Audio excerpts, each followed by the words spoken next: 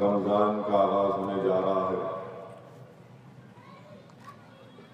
اور یہ مبارک مہینہ جو انشاءاللہ آپ کو ہم کو ملنے والا ہے، یہ بہت ہی متبرک اور برکت والا مہینہ ہے۔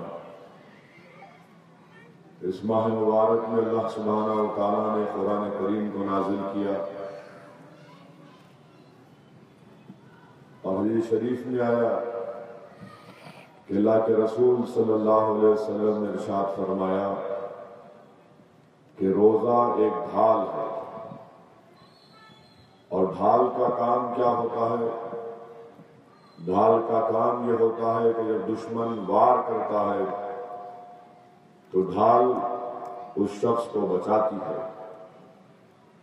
اور ہمارا دشمن کون ہے؟ ہمارا دشمن ہمارا نفس ہے۔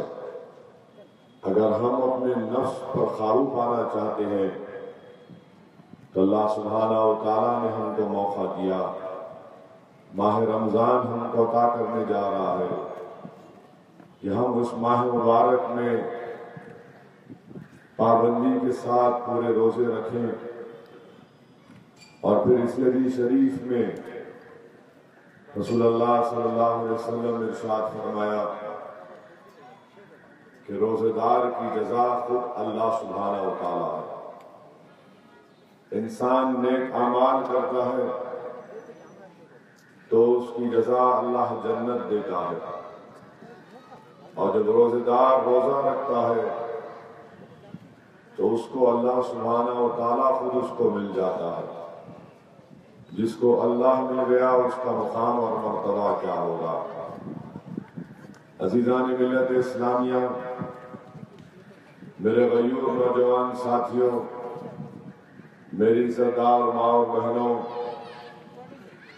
2 ہجری میں روزے فرض کیے گئے اور آج کی طرح روزے نہیں رکھے جاتے تھے، بلکہ اس زمانے میں یہ حکم تھا کہ اگر کوئی سو جاتا اور سو کے جب اٹھتا تو اس کے بعد وہ کھانا نہیں کھا سکتا تھا۔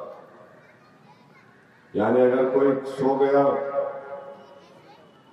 اور اس کے بعد بیدار ہوا تو اس پر شریعت نافذ ہو جاتی ہے۔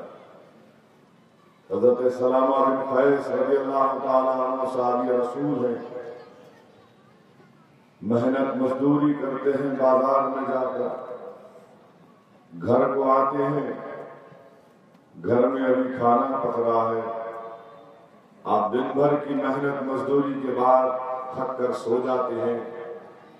جب کھانا پک جاتا ہے آپ کو اٹھایا جاتا ہے اور آپ سے کہا جاتا ہے کہ کھانا کھائیے، تو حضرت سلامہ بن قیس رضی اللہ تعالیٰ عنہ کہتے ہیں کہ نہیں، شریعت مجھ پر نافذ ہو چکی ہے، میں کھانا نہیں کھا سکتا۔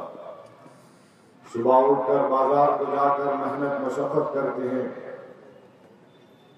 اور جب رات میں کھانا نہیں کھایا، بھوک اور پیاس کی شدت سے بے ہوش ہو جاتے ہیں۔ جب یہ خبر رسول اللہ صلی اللہ علیہ وسلم کو ملی تو اللہ کے رسول صلی اللہ علیہ وسلم کی آنکھوں سے آنسو رواں ہو گئے۔ اللہ سبحانہ و تعالیٰ نے اپنے حبیب کی آنکھوں میں آنسو کو دیکھا اور اللہ نے قرآن کی آیات کو نازل کیا، اور ہم کو اس بات کی اجازت دے دی گئی کہ ہم سحری تک کھانا کھا سکتے ہیں۔ یہ حضرت سلامہ بن قیس رضی اللہ تعالیٰ عنہ کا صدقہ ہے کہ آج ہم سحری تک کھانا کھا سکتے ہیں۔ حدیث شریف میں آیا کہ ایک مرتبہ رسول اللہ صلی اللہ علیہ وسلم کے دربار میں ایک صحابی رسول صلی اللہ علیہ وسلم کھڑے ہو گئے اور عرض کیا کہ یا رسول اللہ صلی اللہ علیہ وسلم، مجھ سے رات میں غلطی ہو گئی، مجھ سے عمل زوجیت ہو گیا۔ فاروق اعظم بھی کھڑے ہو گئے اور کہا کہ ہاں رسول اللہ صلی اللہ علیہ وسلم، یہ عمل مجھ سے بھی ہو گیا۔ اللہ سبحانہ و تعالیٰ نے امت محمدیہ کے لیے سورہ بقرہ کی آیات کو نازل کیا گیا، جس میں یہ کہا گیا کہ رات میں آپ عمل زوجیت کر سکتے ہیں۔ اللہ سبحانہ و تعالیٰ نے امت محمدیہ کے لیے رسول اللہ صلی اللہ علیہ وسلم کی امت کے لیے یہ سہولتیں دی ہیں۔ میرے عزیز دوستوں اور بزرگوں، میری عزت دار ماں اور بہنوں، جب ماہ رمضان شروع ہوگا تو حدیث شریف سے ہم کو کیا ملتا ہے، کیا تعلیم دی جاتی ہے کہ جب ماہ رمضان کا آغاز ہوتا ہے تو دن میں روزوں کے ساتھ ہم کو رات میں شب بیداری کرنا ہے، اللہ کی بارگاہ میں گریہ و گزاری کرنا ہے اور کثرت سے سخاوت کرنا ہے۔ ہماری امت کی ماں حضرت عائشہ فرماتی ہیں کہ اللہ کے رسول صلی اللہ علیہ وسلم ماہ رمضان میں رات میں کم سوتے تھے اور رات بھر اللہ کی بارگاہ میں نماز پڑھتے اور روتے تھے اور پھر دن میں سخاوت کرتے تھے۔ میرے عزیز دوستوں اور بزرگوں، میں نے علماء اکرام کی زبانوں سے سنا کہ امام اعظم ابو حنیفہ رحمۃ اللہ علیہ ماہ رمضان میں 60 قرآن کریم کی تلاوت تکمیل کرتے تھے۔ دن میں قرآن کو ختم کرتے تھے، رات میں قرآن کو ختم کرتے تھے۔ اور آپ دیکھتے ہوں گے کہ آج بھی دنیا میں ایسے اللہ والے ہیں جب ماہ رمضان کا آغاز ہوتا ہے تو وہ کسی سے بات بھی نہیں کرتے، بات کرنا یا بالکل کم کر دیتے یا بالکل ختم کر دیتے، اور اپنے آپ کو صرف مسجد سے وابستہ کر لیتے، مصلی سے وابستہ کر لیتے، اس لیے کہ اللہ والے جانتے ہیں کہ اس ماہ مبارک میں ایک فرض کو ادا کرنا 70 فرض کے برابر اس کو ثواب ملتا ہے، اور جب فرض کی تکمیل ہو گئی تو نوافل کی فکر کرتے ہیں، اس لیے کہ رمضان کے مہینے میں نوافل کی عبادت کرنا فرض کے برابر ثواب دیا جاتا ہے۔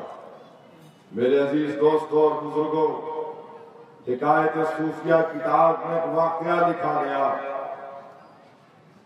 کہ ایک یہودی کا انتقال ہو گیا اور اس کے پڑوسیوں نے اس کو خواب میں دیکھا کہ یہودی جنت کے باغوں کی سیر کر رہا ہے۔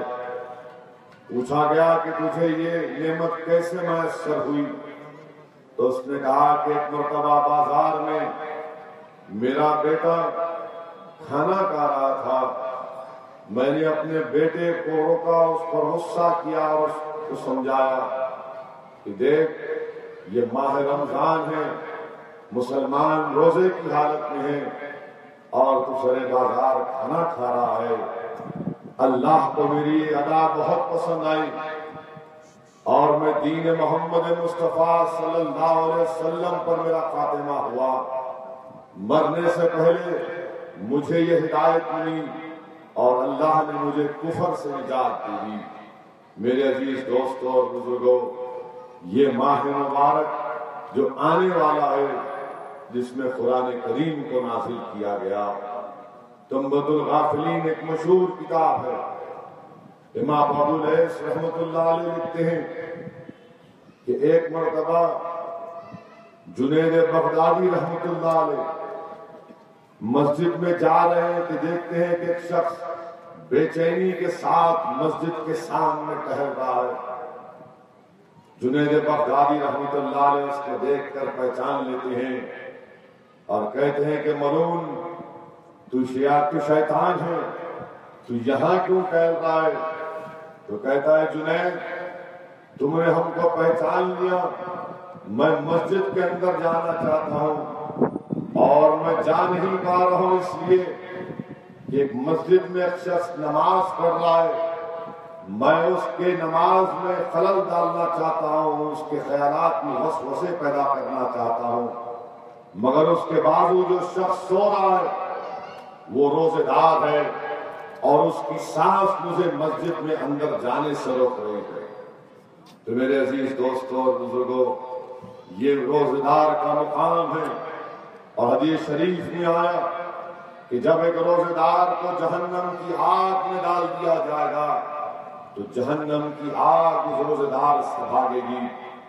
داروغار جہنم آگ سے پوچھے گا کہ تو اس شخص کو کیوں نہیں جلا دیتی؟ تو آگ کہے گی کہ اس کے منہ سے روزے کی وہ آ رہی ہے، روزے دار تھا داروغہ جہنم اس شخص سے پوچھے گا کیا تو حالت روزہ میں مرا؟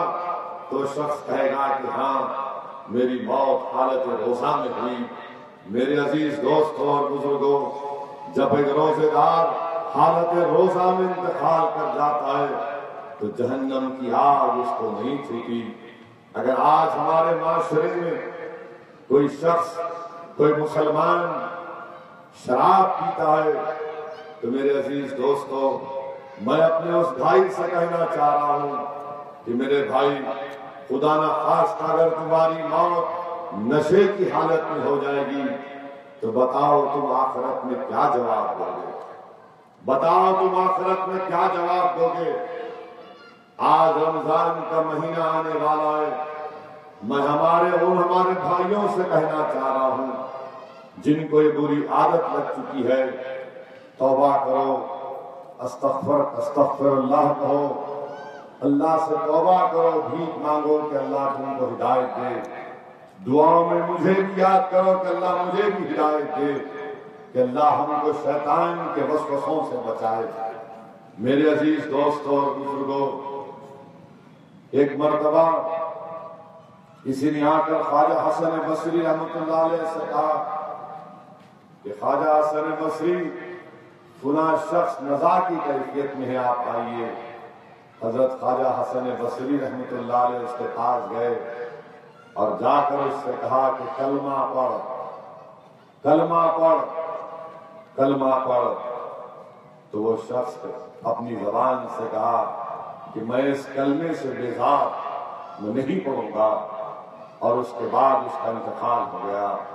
خواجہ حسن بصری 2 دن تک روتے رہے اور اسی غم میں تھے کہ خواجہ حسن بصری رحمۃ اللہ علیہ نے اس شخص کو خواب میں دیکھا اور پوچھا، میں تجھ سے کہہ رہا تھا، میں تجھ سے بار بار کہہ رہا تھا کہ کلمہ پڑھ، تو نے کلمہ نہیں پڑھا، بتا کیا وجہ تھی؟ تو شخص نے کہا کہ میں نے اپنی زندگی شراب پینے میں گزار دی تھی، اسی شراب کی وجہ سے میرے الفاظ سے زبان ادا ہو گئے۔ میرے عزیز دوستوں اور بزرگوں، ماہ مبارک آ رہا ہے، وہ ماہ مبارک آ رہا ہے عزیز دوستوں اور بزرگوں۔ حدیث شریف میں آیا کہ جب رمضان کا پہلا دن روزے دار افطاری کرتا ہے تو اللہ سبحانہ و تعالی 10 لاکھ گناہ گاروں کو معاف کرتا ہے جو اپنے اعمال کی وجہ سے ان پر جہنم واجب ہو چکی تھی۔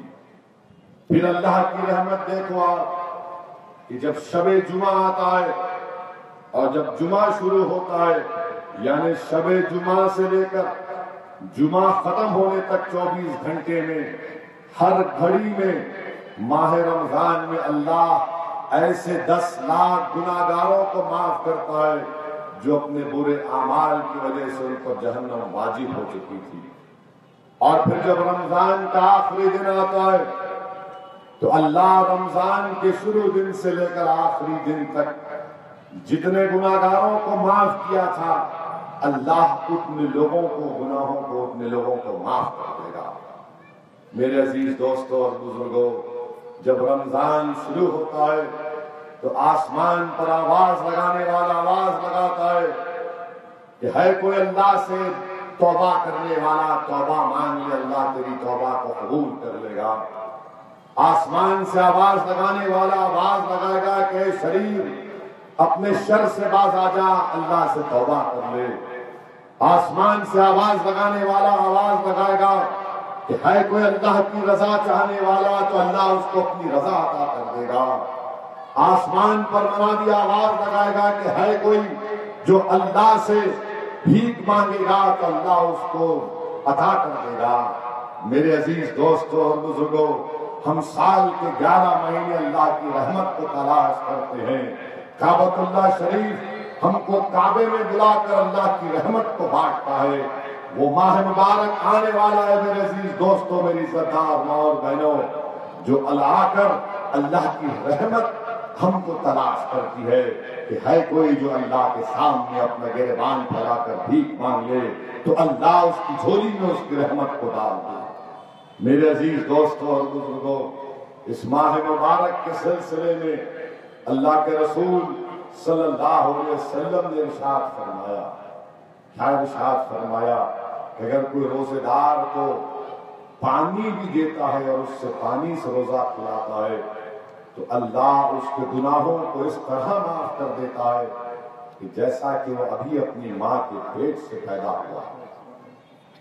صحابی رسول صلی اللہ علیہ وسلم نے پوچھا، یا رسول اللہ، کیا وہ اس جگہ کے لیے ہے کہ جہاں اگر کوئی سفر میں ہو یا پھر کوئی اپنے گھر میں ہو یا پھر اس جگہ پر ہو جہاں پر پانی میسر نہ ہو؟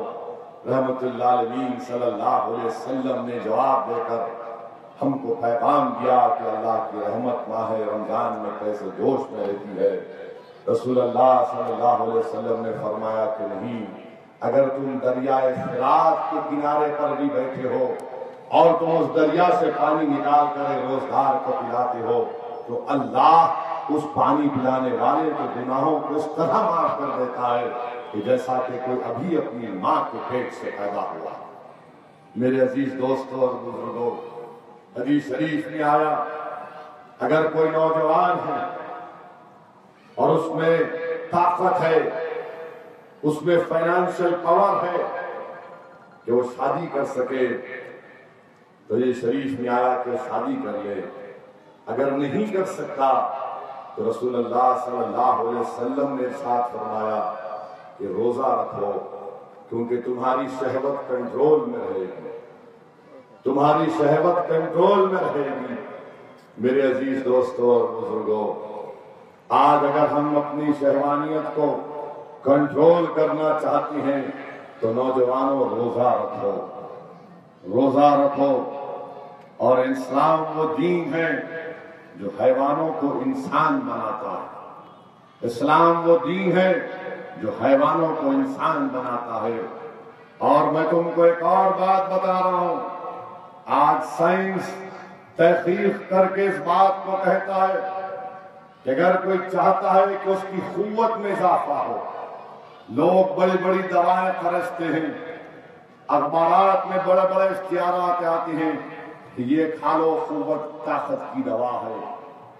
آپ دیکھتے ہوں گے کہ آج کل یہ بڑے اشتہارات آتے ہیں، مگر اسلام کیا سمجھا رہا ہے؟ جس نے 1400 سال پہلے ہم سے کہا تھا، آج سائنس تحقیق کر کے کہتی ہے کہ جو شخص روزہ رہتا ہے اس کی قوت میں اضافہ ہوتا ہے، اس کی طاقت میں اضافہ ہوتا ہے۔ میرے عزیز دوستوں اور بزرگوں، آج ہم یہ بھی دیکھ رہے ہیں معاشرے میں کہ دو ٹانگ کا جانور حیوانیت کے حدودوں کو بھی پار کر کے پاک اور مقدس رشتوں کو بھی پامال کر رہا ہے۔ کیا کبھی ہم نے سنا تھا کہ ایک باپ اپنے بیٹی سے ظلم کرے گا؟ میرے بھائی، اگر اس حیوانیت کو کنٹرول کرنا ہے تو روزہ رکھو، روزہ رکھو، اور تب جا کر ہم حیوان سے انسان بن پائیں گے۔ میرے عزیز دوستوں اور بزرگوں، ایسا ماہ مبارک میں ہم داخل ہونے جا رہے ہیں جس میں رسول اللہ صلی اللہ علیہ وسلم نے ارشاد فرمایا کہ ہم جو سحری کرتے ہیں ہر کھانے کا اللہ حساب لے گا، ہر کھانے کا اللہ حساب لے گا، مگر سحری ایک ایسی چیز ہے جس کا حساب اللہ نہیں لے گا، بلکہ سحری کرنے والے کے نامہ اعمال میں اس کو تولا جائے گا۔ یعنی اللہ کھلا بھی رہا ہے اور کہہ رہا ہے کہ دیکھ میرے بندے، تو جو کھا رہا ہے وہ تیرے نامہ عمل میں تولا جائے گا۔ اسی لیے میرے عزیز دوستوں اور بزرگوں، ماہ مبارک آ رہا ہے، حدیث شریف مجھے یاد آ رہی ہے کہ اللہ کے رسول صلی اللہ علیہ وسلم جمعے کا خطبہ دینے کے لیے منبر پر پہلا قدم رکھتے ہیں اور آمین کہتے ہیں، اسی طرح 3 مرتبہ آمین کہتے ہیں۔ بعد میں صحابہ اکرام پوچھتے ہیں، یا رسول اللہ صلی اللہ علیہ وسلم آپ نے 3 مرتبہ آمین کیوں کہا؟ رحمت اللہ علیہ ارشاد فرماتے ہیں کہ جبریل امین تھے اور وہ دعا کر رہے تھے کہ ہلاک ہو جائے وہ شخص جس نے اپنے ضعیف ماں باپ کو پایا اور ان کی خدمت نہیں کی. تو میں نے آمین کہا. پھر حضرت جبرائیل نے دعا کی کہ ہلاک ہو جائے وہ شخص جہاں پر محمد مصطفیٰ صلی اللہ علیہ وسلم کا نام لیا جائے اور اس مجلس میں درود السلام نہ بھیجا جائے. تو آئیے ایک مرتبہ اللہ کے رسول صلی اللہ علیہ وسلم کو درود السلام کا نذرانہ پیش کرتے ہیں کہ اللہم صلی علی سیدنا محمد عبدک رسولک نبی امی وعلی آلہ وصحبہ وسلم. تیسری مرتبہ رسول اللہ صلی اللہ علیہ وسلم نے فرمایا کہ جبرائیل امین دعا کر رہے تھے کہ ہلاک ہو جائے وہ شخص جس نے رمضان کو کھایا اور اپنے گناہوں کی بخشش اللہ سے نہیں کروائی. سوچو میرے عزیز دوستوں اور بزرگوں، سوچو میری عزت دار ماں اور بہنوں، میرے غیور نوجوان ساتھیوں، دعا کرنے والے کون ہیں؟ آمین کہنے والے کون ہیں؟ دعا کرنے والے پورے ملائکہ کے سردار حضرت جبرائیل ہیں اور آمین کہنے والے تمام انبیاءوں کے سردار محمد مصطفیٰ صلی اللہ علیہ وسلم ہیں. اگر رمضان کو ہم پائیں گے اور اس میں بھی ہم اپنے گناہوں کی بخشش اللہ سے نہیں کروائیں گے تو میرے عزیز دوستو وہ ہمارے لیے ہلاکت کا باعث بنے گی. اور رمضان تو آئے گا مگر سب سے پہلی چیز یاد رکھو نماز ہے. نماز ہے، نماز اسلام کا ستون ہے، مومن کی معراج ہے. اور نماز کا ذکر قرآن کریم میں 100 مرتبہ اللہ نے کیا کہ نماز کو پابندی سے پڑھو. 100 مرتبہ. میرے بھائی نماز کو مت چھوڑو، نماز کو مت چھوڑو. یاد رکھو سب سے پہلا حساب اگر کیا جائے گا تو نماز کا کیا جائے گا. سب سے پہلا حساب اگر پوچھا جائے گا تو نماز کے تعلق سے پوچھا جائے گا. مجھے حدیث شریف وہ یاد آ رہی ہے کہ جب اللہ حساب کتاب کرے گا اور میدان حشر میں سب جمع ہوں گے تو وہاں پر ایسے لوگ بھی ہوں گے جن کے چہرے ستاروں کی طرح چمکتے ہوں گے، جن کے چہرے ستاروں کی طرح چمکتے ہوں گے. لوگ ان کے پاس جا کر پوچھیں گے کہ بتاؤ تمہارے چہرے آسمان کے ستاروں کی طرح کیوں چمک رہے ہیں؟ تو لوگ کہیں گے کہ جب کبھی بھی ہم دنیا میں اذان کو سنتے تھے تو ہر چیز چھوڑ کر وضو کرنا شروع کر دیتے تھے، نماز کی تیاری کریں. اسی میدان میں لوگ دیکھیں گے کہ بعض ایسے لوگ ہوں گے جن کے چہرے چاند کی طرح خوبصورت ہوں گے. جب ان سے دریافت کیا جائے گا تو وہ کہیں گے کہ ہم اذان سے پہلے وضو کر لیتے تھے، اسی لیے اللہ نے آج ہم کو عزت سے نوازا. پھر اسی حشر کے میدان میں ایسے لوگ بھی ہوں گے جن کے چہرے سورج کی طرح چمکیں گے.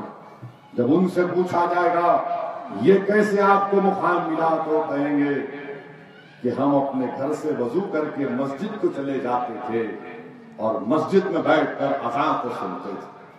میرے عزیز دوستوں اور بزرگوں، نماز کی پابندی کرو. نوجوانوں یقیناً مجھے پوری امید ہے کہ انشاءاللہ تعالی جب رمضان کا آغاز ہوگا تو لاکھوں کی تعداد میں نوجوان اپنی مسجدوں کو آباد کریں گے.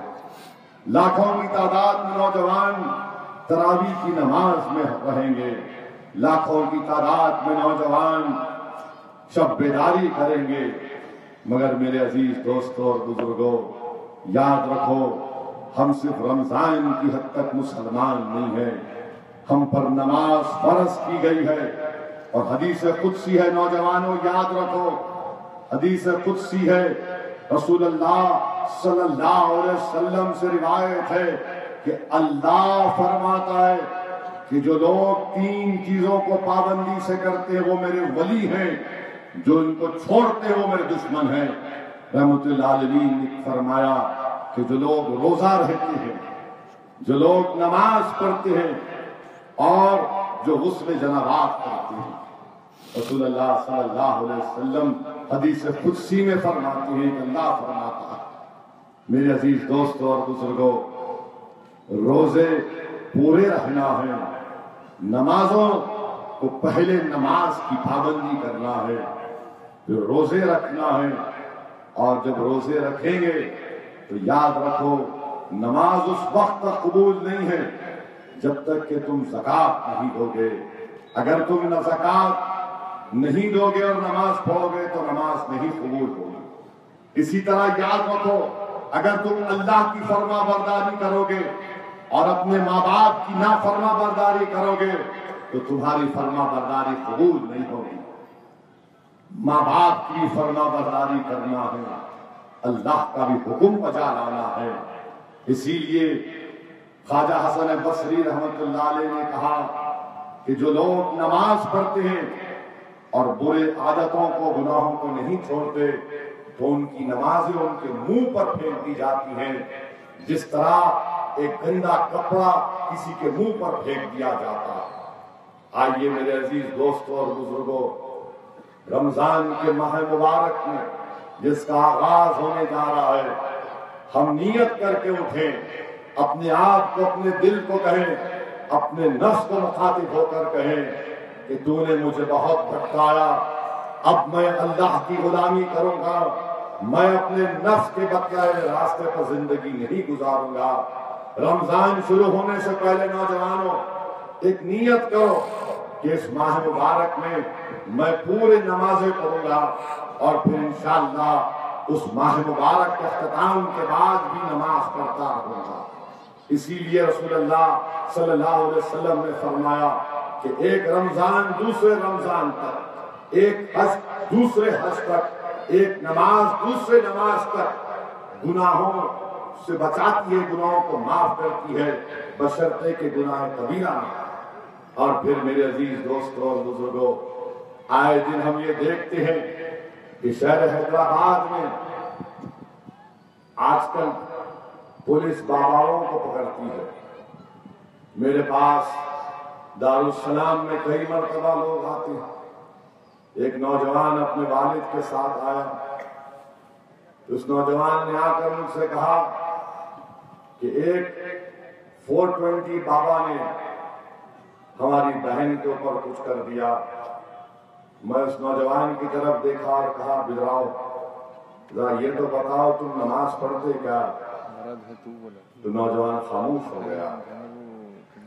میں ان کے والد سے پوچھا کہ بتاؤ آپ کے گھر میں قرآن کی تلاوت ہوتی کیا؟ تو بولے نہیں ہوتی۔ بولا آپ کا بیٹا نماز نہیں پڑھتا، آپ کے گھر میں قرآن کی تلاوت نہیں ہوتی، پھر یہ کیسے آپ لوگ 420 بابا کے پاس؟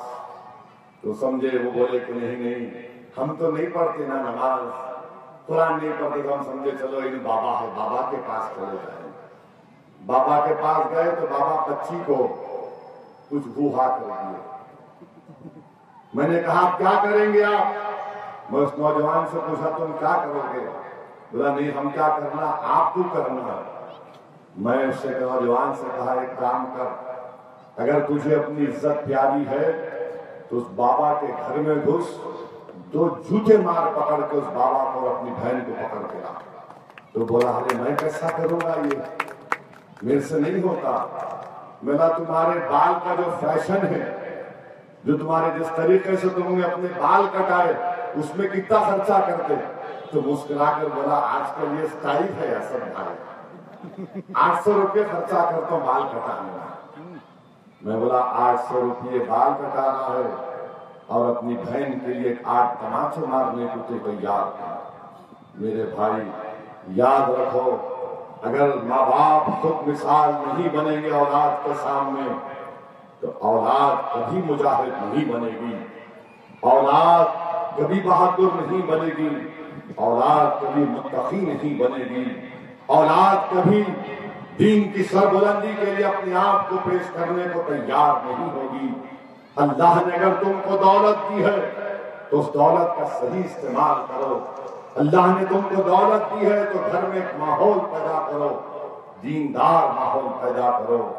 آئے دن یہ چور قسم کے لوگ جو ہمارا استحصال کر رہے ہیں، اور یاد رکھو میری اس بات کو، میں نے پچھلے بار بھی کہا، آج پھر کہہ رہا ہوں، جو لوگ دکانیں چلا رہے ہیں نیمبو کاٹ کر، جو لوگ غریب عوام کو اور مسلمانوں کو دھوکہ دے رہے ہیں کہ ان کے پاس فلاں علم ہے، ارے تمہارے پاس کچھ علم نہیں ہے، تم چور ہو، تم شیطان کی نسل کے ہو۔ اور یاد رکھو جو لوگ جادو کرتے ہیں وہ نہ صرف حرام ہے بلکہ کفر ہے۔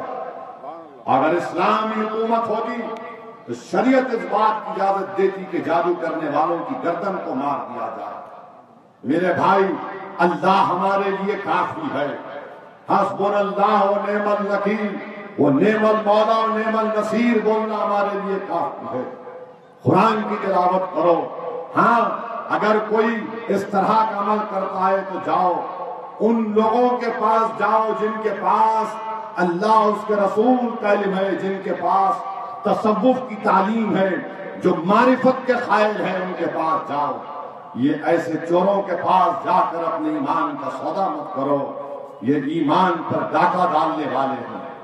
میرے عزیز دوستوں اور بزرگوں، آج کل ہمارے شہر میں اور خاص طور سے ہمارے شہر کے حصے میں یہ رہن کے سینٹر بہت کھل چکے ہیں، ہر جگہ رہن کے سینٹر۔ نہیں معلوم حضرت پولیس اتنا خاموش کیوں ہے رہن کے سینٹر والوں سے؟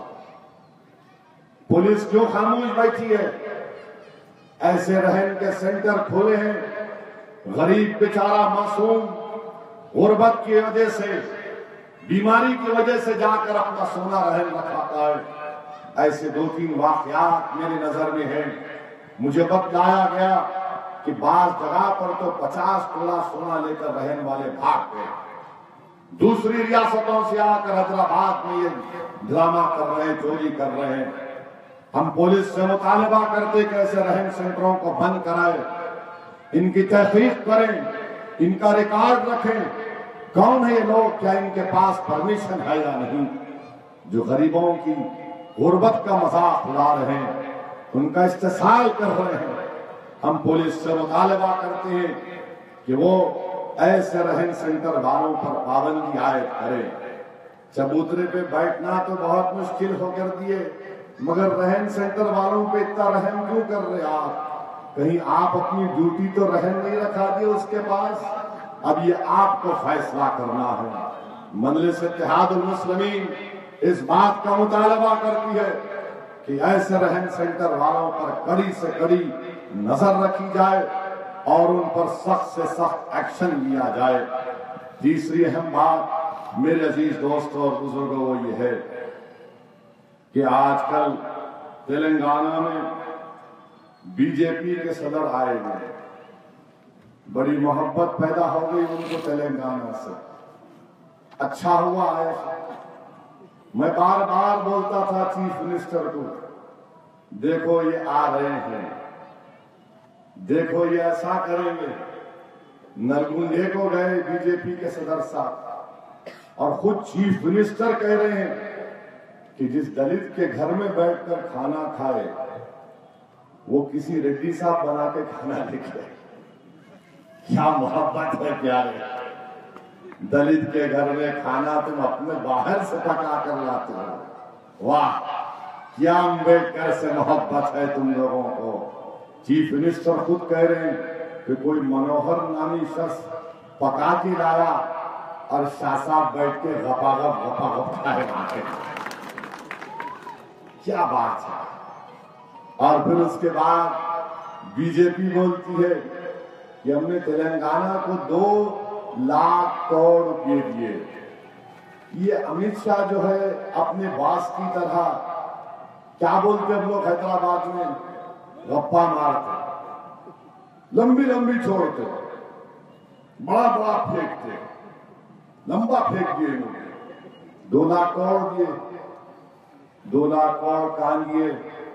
تلنگانہ سے بھارت سرکار کو، ہندوستان کی حکومت کو 50,000 کروڑ روپے تو ٹیکس میں ملتے ہیں، 32,000 کروڑ تو خالی انکم ٹیکس ملتا ہے، سروس ٹیکس بھی کچھ ملتا ہے،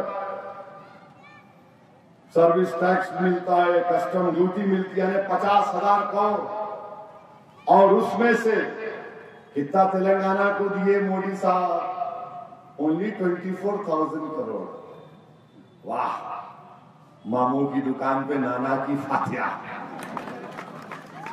50,000 کروڑ ہم سے لے رہے ہیں اور 24,000 کروڑ بول رہے ہیں. اور آپ کا صدر آ کے بول رہا 2 لاکھ کروڑ روپے دیے. اچھا اگر آپ یہ بھی تو کیا آپ نے جیب سے دیے؟ آپ کے جیب سے دیے؟ کیا تلنگانہ کوئی غلام ہے؟ کیا فیڈرل اسٹرکچر میں تلنگانہ کوئی اختیار نہیں ہے کہ اس کو پیسے ملیں؟ دیے دیے دیے. ارے کیا ہم پہ بھکاری ہے؟ ملنا چاہیے، کانسٹیٹیوشن رائٹ ہے ہمارا، دستوری حق ہے ہم کو ملنا. 2 لاکھ نہیں بلکہ 10 لاکھ کروڑ دینا پڑے گا تم کو تلنگانہ میں انشاءاللہ تعالی. اور پھر دیے دیے دیے کیا دیے؟ کبھی ہائی کورٹ تو بناؤ تلنگانہ کی، علیحدہ ہائی کورٹ کیوں نہیں بناتے؟ بولے ہیں بنا رہے ہیں بنا رہے ہیں. اب آئے ہیں، آ کر خواب دیکھ رہے ہیں کہ نہیں تلنگانہ میں ہم بی جے پی کو اٹھائیں گے. میں موڈی صاحب کو بول رہا ہوں، مسٹر موڈی اور مسٹر شاہ، آپ لکھ کے رکھ لو میری اس بات کو. انشاءاللہ تعالی سکندرآباد کی پارلیمنٹ کی سیٹ تم کو ہرا کر بتائیں گے. یہ شہر حیدرآباد کے عوام تم کو بتائیں گے. تم کو گوشہ محل میں تمہاری ضمانت ضبط کروا کے بتائیں گے انشاءاللہ تعالی. امبر پیٹ بھی ہارو گے، مشیر آباد بھی ہارو گے، خیرت آباد بھی ہارو گے، اپل بھی ہارو گے. تلنگانہ میں تم کو بہت بڑی ناکامی ملے گی انشاءاللہ تعالی. حیدرآباد لڑیں گے، کون لڑیں گے؟ آؤ، ویلکم. وینکیا نائیڈو آج تقریر کرے، میڈیا والے بول رہے بہت بولے. ہاں، وینکیا نائیڈو کو بہت تکلیف ہے. سالار کے خلاف لڑے تھے، لڑے تھے سالار کے خلاف، اور سمجھے تھے کہ جب انتشار کی ذرا کیفیت تھی 1996 میں، وینکیا نائیڈو سمجھے میں جیت جاؤں گا 2 کی لڑائی میں. مگر یہ سرزمین دکن کے غیور لوگوں نے کہا کہ جس نے شر پیدا کیا ہم اس شر کا شکار نہیں ہوں گے بلکہ متحد ہوئے، طاقت کا مظاہرہ کیا اور مرحوم قائد کو کامیاب کیا. آج حیدرآباد کی پارلیمنٹ کی سیٹ پر بڑی للچائی نظر لگا کر بیٹھے ہیں کہ حیدرآباد کی سیٹ سے مجلس کی کامیابی کو روکا جائے. ہاں میں جانتا ہوں، اس لیے کہ ہندوستان کی لوک سبھا میں اگر چند آوازیں اٹھتی ہیں وقت فرعون کے خلاف تو سرزمین دکن کے غیور لوگوں کی آواز کے روپ میں مجلس اتحاد المسلمین ظالموں کے سامنے انصاف کا مطالبہ کرتی ہے تو مجلس اتحاد المسلمین ہے. اقلیتوں کے حقوق کے لیے لڑتی ہے تو مجلس اتحاد المسلمین ہے. ملت مظلومہ کے انصاف کے لیے کوئی آواز اٹھاتی ہے تو پارلیمنٹ میں مجلس اتحاد المسلمین ہے. سرزمین دکن کے گنگا جمنی تہذیب کی حفاظت کی اگر کوئی آواز اٹھاتی ہے، اس کا تحفظ اگر کوئی کرتی ہے تو مجلس اتحاد المسلمین کرتی ہے. دلتوں کے ظلم کے خلاف اگر آواز اٹھاتی ہے موڈی کی آنکھ میں آنکھ ڈال کر تو مجلس اتحاد المسلمین ہے. آج حیدرآباد کو آئے، ویلکم. میں تو کہوں گا شاہ صاحب آپ خود قسمت آزما لو، تم اور میں مقابلہ کر لیں گے حیدرآباد سے، دیکھ لیں گے کیا ہوتا ہے. کیوں تم کسی اور کو تیار کر رہے ہیں؟ آپ آ جاؤ، میں تیار ہوں. حیدرآباد کی سیٹ جیتیں گے، یہ کیا کوئی کیک ہے آ کے کھا لیں گے؟ برسوں ہم نے محنت کی یہاں پر. آج اگر اسد الدین اویسی یہاں پر کھڑا ہے تو ہمارے بزرگوں کی محنت اور قربانیوں کے نتیجے میں کھڑا ہے. اگر آج یہ اراکین اسمبلی یہاں پر بیٹھے ہیں تو ان مجلس کے جیالوں کی محنتوں کی وجہ سے بیٹھے ہیں جنہوں نے اس پرآشوب دور میں اپنے سیاسی سفر کا آغاز کیا جب مجلس کے پاس کچھ نہیں تھا، نہ طاقت تھی، نہ عزت تھی، نہ دولت تھی.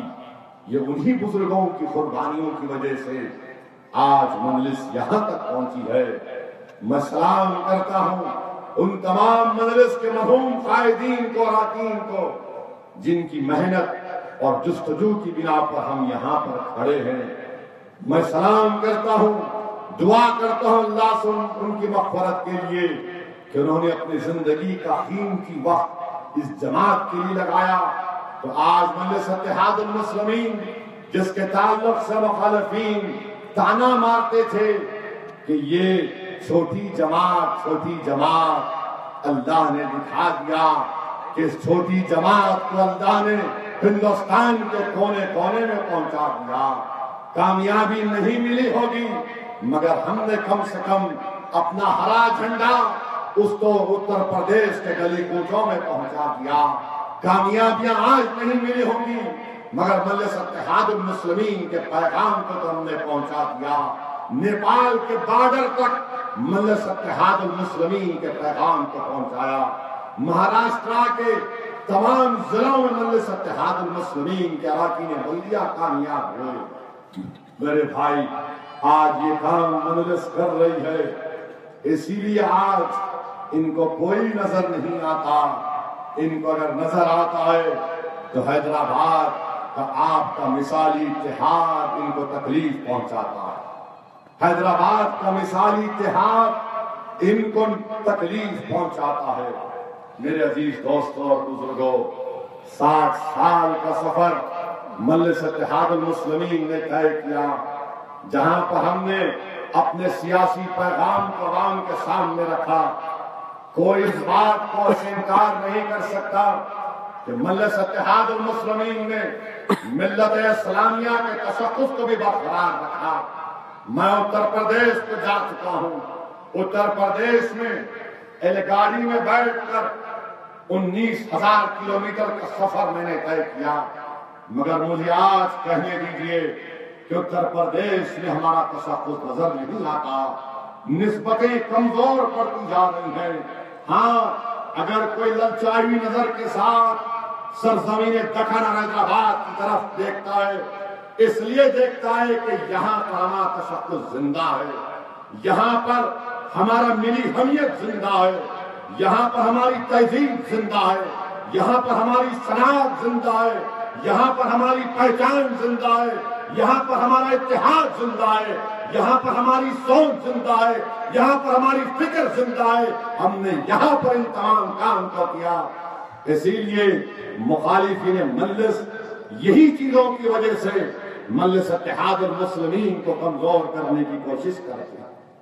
اور اتر پردیش کے بارے میں یہی کہوں گا کہ ایک اسمبلی حلقے میں شوکت مجھے بتا رہے تھے کہ ہم اس اسمبلی حلقے میں تقریباً الیکشن جیت چکے تھے، ایسا ماحول تھا۔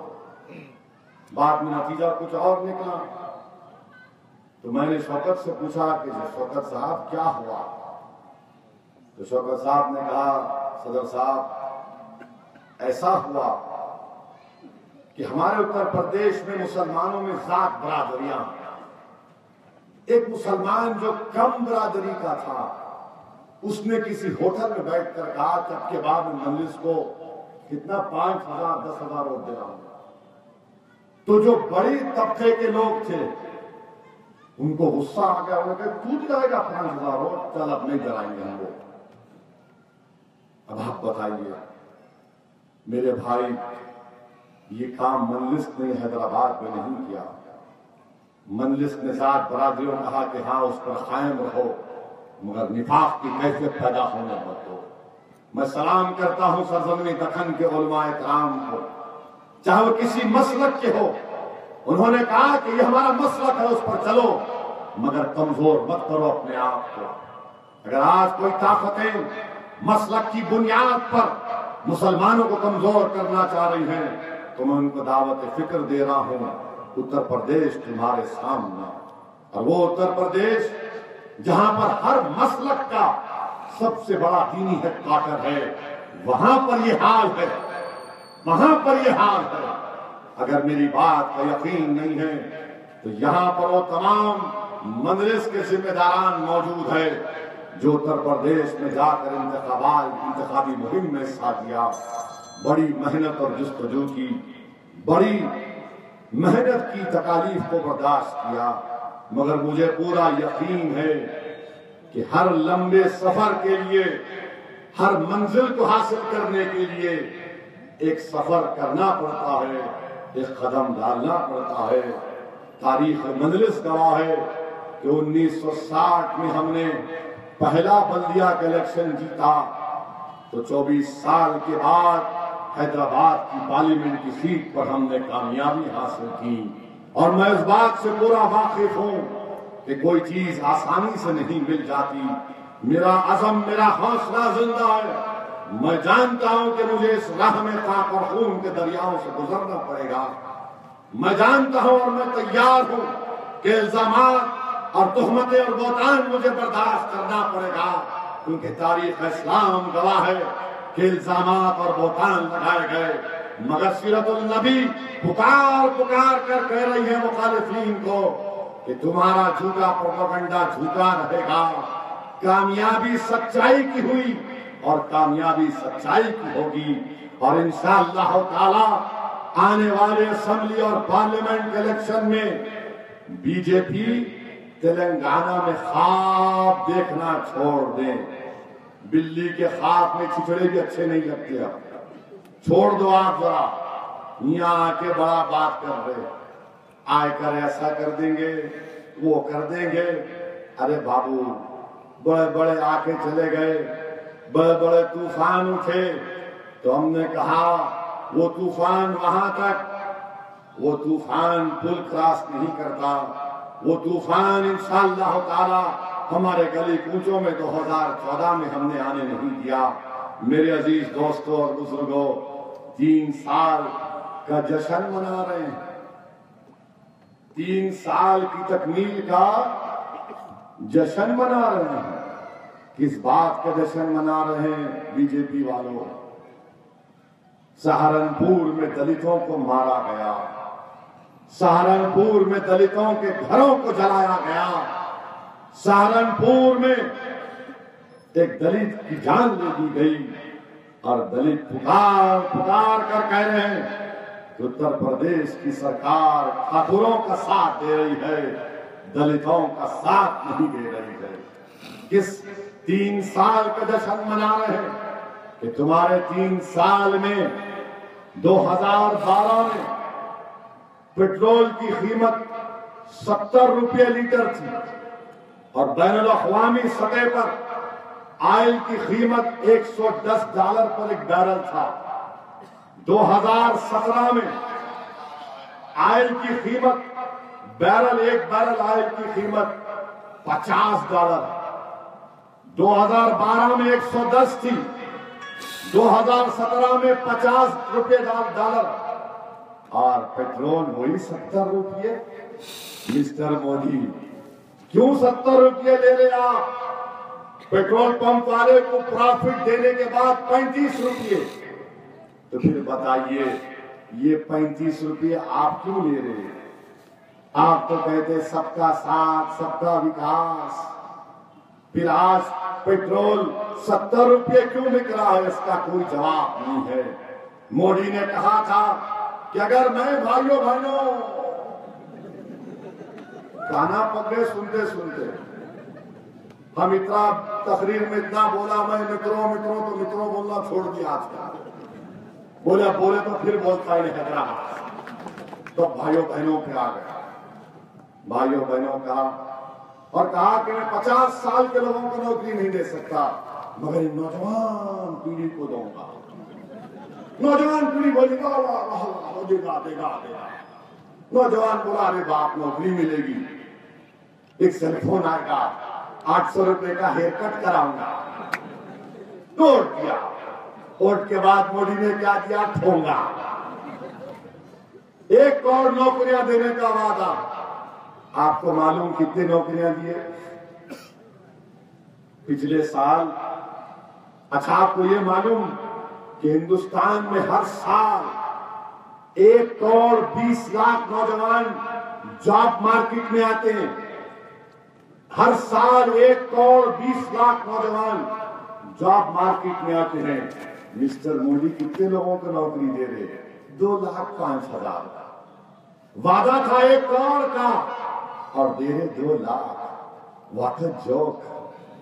کیا کام کرے مودی صاحب آپ. مگر بی جے پی کے بھت جو ہیں وہ تو صرف تعریف کرتے رہتے ہیں. 56 انچ کا سینہ. کیا 56 انچ کے سینے سے کسی غریب کا پیٹ بھرے گا؟ 1 کروڑ نوکریوں کا تم نے وعدہ کیا اور دیے 2,03,000. بڑے بڑے وعدے کیے. بیچارہ نوجوان پہاڑ کھودا تو نکلا چوہا اس میں سے. 1 کروڑ نوکریوں کا وعدہ. انمپلائمنٹ کتنا ہندوستان میں؟ 5% انمپلائمنٹ ہو گیا. یہ وعدہ کیے تھے کہ پاکستان کو بریانی نہیں کھلاؤں گا میں.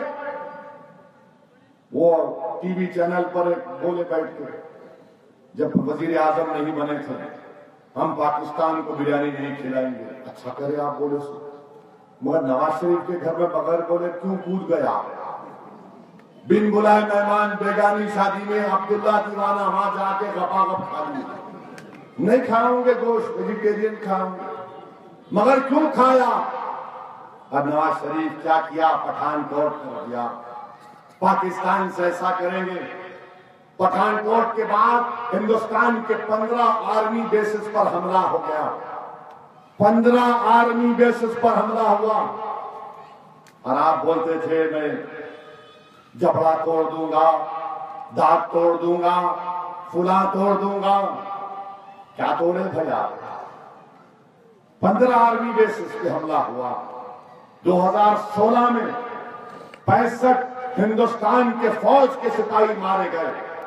6 سال میں اتنی بڑی تعداد میں ہمارے فوج کے سپاہی مارے گئے. اس پر تو جواب دو. اس پر جواب نہیں دیں گے. 65 سپاہی مارے گئے اور آپ بولتے کہ ہم نے ایسا کر دیا. کشمیر کے مسئلے کو آپ نے کہا تھا ہم حل کر دیں گے. آپ کو معلوم سری نگر کا بائی الیکشن ہوا. بائی الیکشن ہوا سری نگر کا تو بائی الیکشن کا پولنگ پرسنٹیج کیا تھا؟ Polling percentage only 7%. Mister Modi تھالیاں تک ماریں گے, کیا مارنا نہیں معلوم آپ کے لیے. آپ کی سرکار وہاں پر محبوبہ مفتی آپ کے ساتھ اور پولنگ پرسنٹیج 7%. 7% کی پولنگ ہوتی ہے اور آپ کے لوگ ٹی وی پر جا کر کہتے ہیں اویسی صاحب آپ کو شرم نہیں آتی اس طرح کی بات کرنے کے لیے. ارے میرے پیارے, شرم تم کو آنا چاہیے کہ تمہاری حکومت ہے اور 7% کی پولنگ ہوتی. ہمارے معمولی پولنگ بوتھ میں, معمولی سے معمولی پولنگ بوتھ میں 50% پولنگ ہو جاتی ہے. سری نگر میں 7% پولنگ. میرے بھائی, یہ حکومت 3 سال میں ہر محاذ پر ناکام ثابت ہو رہی. میں ہمارے حکومت ہند سے کہوں گا کہ آپ جنیوا کنونشن کی بات تو کرتے ہیں, اب آپ کو یہی آپ کے لیے پریشانی کا باعث بننے جائے گا. یہی پریشانی کا باعث بننے جائے گا. اور پھر جب کبھی بھی کوئی ٹی وی چینل پہ چلے گئے, ٹی وی چینل پہ بحث ختم نہیں ہوتی, کیونکہ اس ٹی وی چینل کے بحث میں آپ دیکھیں ضرور اللہ کا کرم ہوتا ہے. سالار ملت کی ٹریننگ ہے, آپ لوگوں کی دعائیں ہیں. زبان کا مقابلہ نہیں کر سکتے, دماغ سے مقابلہ نہیں کر سکتے. جب بحث ہوتی ہے تو جواب نہیں دے سکتے تو کیا کرتے؟ ٹیلی فون کر کے گالیاں دیتے, ایس ایم ایس کر کے دھمکی دیتے, واٹس ایپ پر میسج دیتے. 1-2-3 بار تو میں دو کو پکڑ بھی لیا, میرا نہیں تیرے سے بات ہی کرتا ہوں. میں بول کیا بولا, میں تیری وہ کر دوں گا. نہ کر, حیدرآباد کو آ جا, یہاں دلی میں آ جا, میں اکیلا رہتا ہوں, میرے پاس کوئی سیکورٹی نہیں ہے.